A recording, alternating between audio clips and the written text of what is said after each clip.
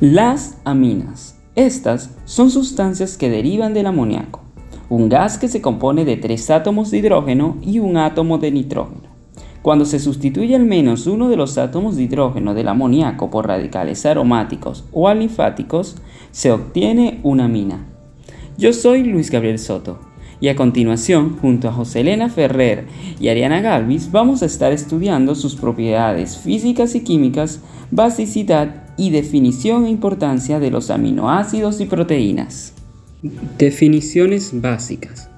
Teniendo en cuenta la definición de aminas, hablemos de su basicidad. Las aminas son uno de los únicos grupos funcionales neutros que se consideran base, lo que es consecuencia de la presencia del par solitario de electrones en el nitrógeno. Durante una reacción ácido-base, los electrones de par solitario atacan un hidrógeno ácido para formar un enlace NH. Esto le da al nitrógeno en la sal de amonio resultante 4 enlaces simples y una carga positiva. Tipos de aminas: aminas primarias, secundarias y aminas terciarias. Las aminas son grupos funcionales en los que tenemos un carbono saturado enlazado a un nitrógeno. Las mismas son derivadas del amoníaco. Estas tienen 3 enlaces para completar su octeto, los cuales pueden ser con hidrógeno o con grupos alquilos, es decir, con cadenas hidrocarbonadas o con grupos arinos. En los tipos de aminas tenemos las aminas primarias. En estas tenemos el nitrógeno enlazado a un carbono saturado y a 2 hidrógenos. En las aminas secundarias tenemos el nitrógeno enlazado a 2 cadenas saturadas y a un hidrógeno. Mientras que en la terciaria tenemos al nitrógeno enlazado a 3 cadenas saturadas. Estas cadenas pueden ser iguales o diferentes. Las aminas primarias y secundarias pueden crear puentes de hidrógeno, mientras que en las terciarias tenemos una molécula apolar que no posee hidrógeno, por lo tanto no puede formar puentes de hidrógeno.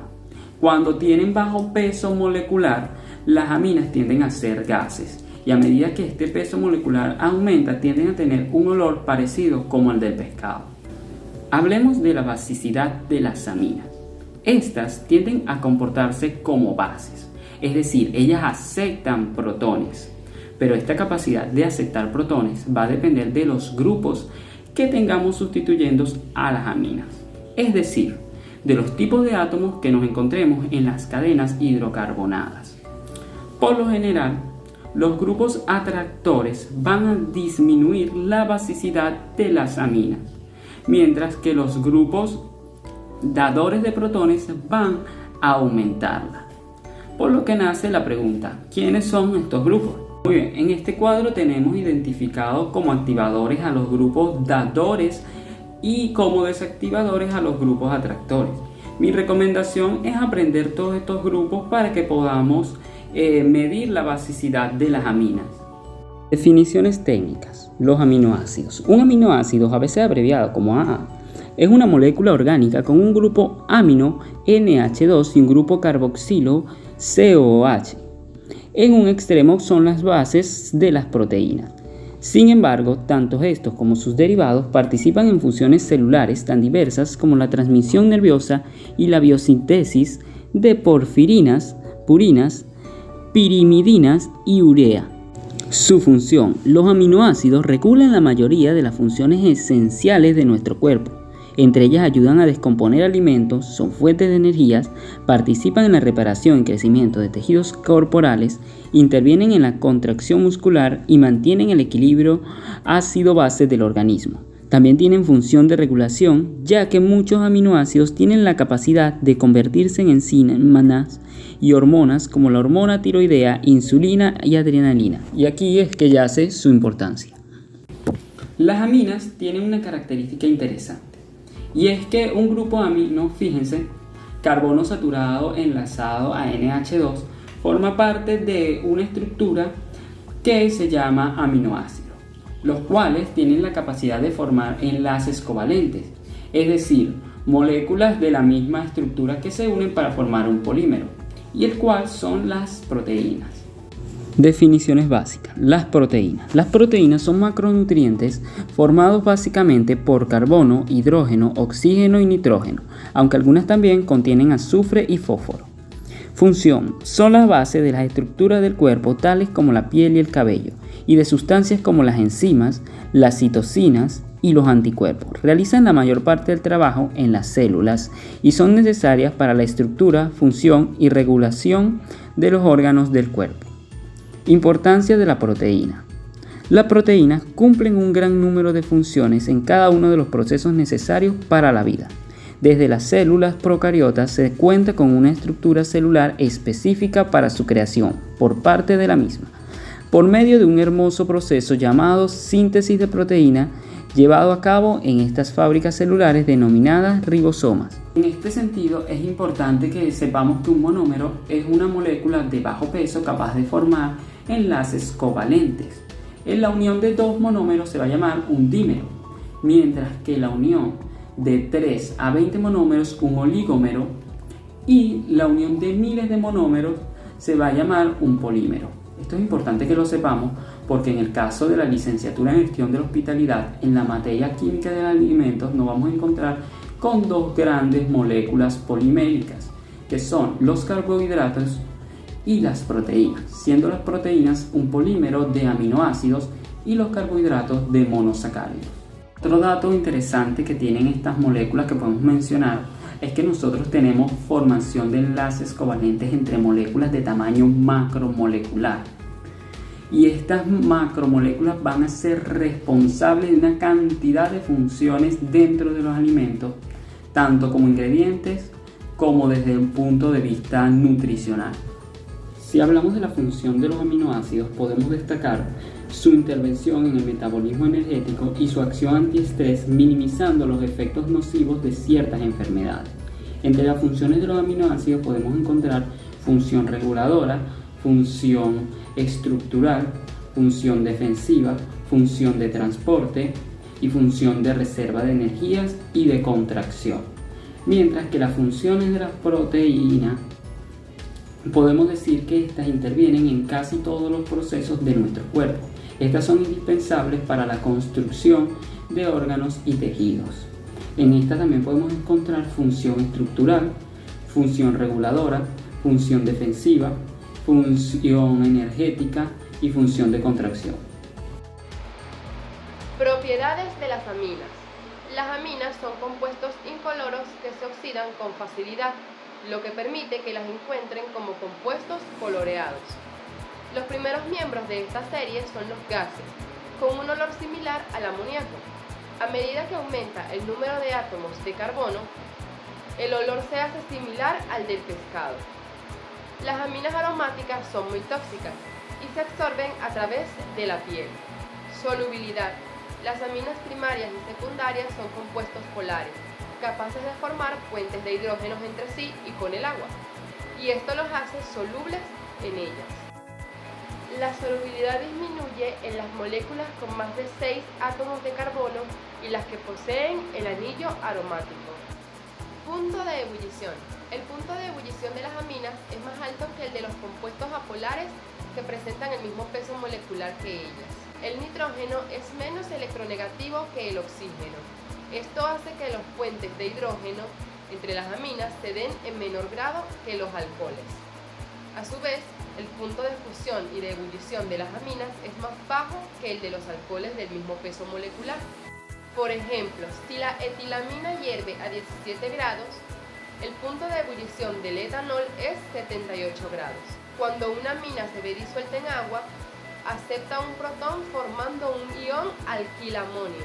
Propiedades ácido-base. Las aminas presentan hidrógenos ácidos en el grupo amino. Estos hidrógenos se pueden sustraer empleando bases fuertes, formando los amiduros que son la base de las aminas. Las aminas se comportan como base a través del par libre de nitrógeno. También se comportan como ácidos débiles, pudiendo desprotonarlas mediante el empleo de las bases muy fuertes. Propiedades de los aminoácidos. Son compuestos sólidos, incoloros y cristalizables, de un elevado punto de fusión, habitualmente por encima de los 200 grados, solubles en agua y presentan una actividad óptica y un comportamiento anfótero. Debido a su carga iónica, son poco solubles en bencenos y éter. La actividad óptica se manifiesta por la capacidad de desviar el plano de luz polarizada que atraviesa una disolución de aminoácidos, y es debida a la simetría del carbono, ya que se halla unida a 4 radicales, excepto la glicina. Estos, al igual que los glúcidos, presentan isomería geométrica. Esta propiedad hace clasificar a los aminoácidos en dextrogiros si desvían el plano de luz polarizada hacia la derecha y levogiros si desvían el plano de luz hacia la izquierda. De igual manera, se denominan con la letra D y L, de acuerdo con la ubicación del grupo amino. Si el grupo amino está a la derecha, es D, y si el grupo amino está hacia la izquierda, es L. El comportamiento anfótero se refiere a que en una disolución acuosa los aminoácidos son capaces de ionizarse, dependiendo del pH. Propiedades de las proteínas. Solubilidad. En general, las proteínas fibrosas son insolubles en agua, mientras que las globulares son hidrosolubles. Las proteínas globulares tienen una elevada masa molecular, por lo que al disolverse dan lugar a dispersiones coloidales. En ellas, muchos de los aminoácidos apolares se sitúan en el interior de las proteínas. De este modo, la proteína queda recubierta por una capa de moléculas de agua, capa de solvatación, que impide que pueda unirse a otras proteínas. Si esta capa de solvatación desaparece, se producen interacciones entre distintas partes de la proteína, que la harán insoluble. Muchos de los aminoácidos apolares se sitúan en el interior de la proteína y en los polares. Los radicales R, libres de los aminoácidos polares, se enlazan por puentes de hidrógeno con algunas moléculas de agua, que quedan por el exterior. La desnaturalización de una proteína se produce cuando se rompen los enlaces que mantienen la configuración espacial de la proteína, perdiéndose las estructuras secundarias, terciarias principalmente, y cuartiarias. Como consecuencia de esto, pierde sus propiedades y no se puede realizar su función. Si en una dispersión coloidal de proteínas se producen cambios ambientales desfavorables como aumento de temperatura, variaciones del pH, alteración de la concentración salina del medio, agitación molecular, entre otras, los enlaces como los puentes de hidrógeno, las fuerzas de Van der Waals, las interacciones hidrofóbicas que mantienen la conformación globular pueden romperse y la proteína adopta la conformación filamentosa. La proteína precipitará, pero también se alterará el centro activo, desaparecerán sus propiedades y dejará de ser funcional. Soy Ariana Galvis, número de carnet 200097, y les voy a hablar sobre la nomenclatura de las aminas. Para comenzar, debemos entender cómo determinar que un ejercicio se trata de una amina, ya que cuando se nos presenta en la molécula o estructura un átomo de nitrógeno, el cual puede estar solo o acompañado de un hidrógeno, sabemos que es una amina. El nitrógeno siempre está caracterizado por la letra N y el hidrógeno siempre está caracterizado por la letra H.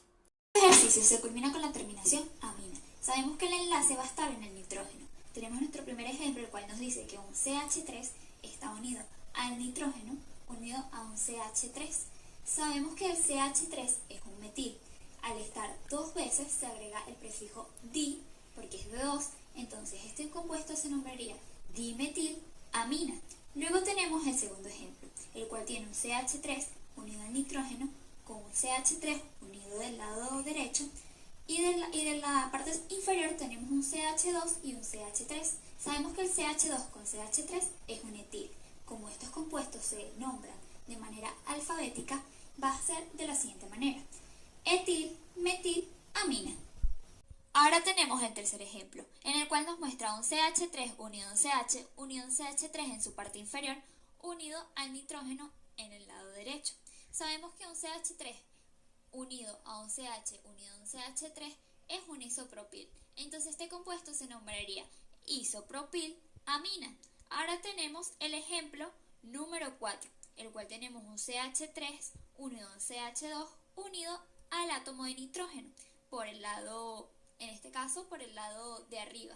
Ahora, por el lado de abajo, tenemos un CH2 unido a un CH3. Ambos compuestos son iguales, por lo que será un etil.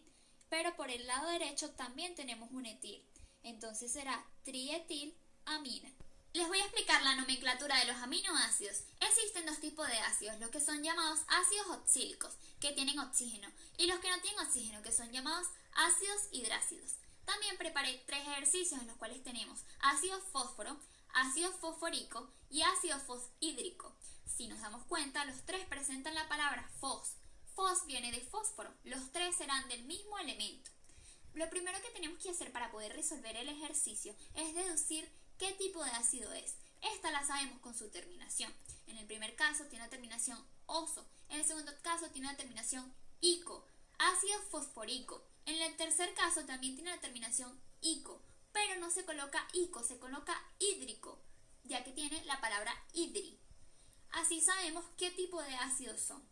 Los ácidos siempre están representados por la letra H, o sea que al momento de comenzar el ejercicio debes colocar la H. Luego debes irte a la tabla periódica, en este caso, como estamos hablando del fósforo, se coloca Po-3, siempre se coloca la carga negativa, y luego colocas otro 3. Ahora, en el segundo ejercicio, que es el ácido fosfórico, también tienes que hacer lo mismo, colocas la H porque siempre los ácidos están representados por H. Vas a la tabla periódica y colocas el Po de fósforo, pones su carga negativa que es el -3 y colocas el 4 al lado. Cuando se tienen terminación hídrico son negativos, o sea, los números que se van a tomar siempre van a ser los negativos cuando tienen hídrico. Entonces colocamos P-3. Ahora vamos a pasar el ejercicio a la respuesta. Siempre las cargas negativas van a estar en la H. Cuando estés haciendo la respuesta debes colocar H, la carga negativa, que en este caso en el fósforo es el 3, debes pasar la H, entonces es H3, Po3. Este sería el resultado del primer ácido, que es el ácido fósforo. Ahora el resultado del segundo ácido sería H3PO4, que es el resultado del ácido fosfórico.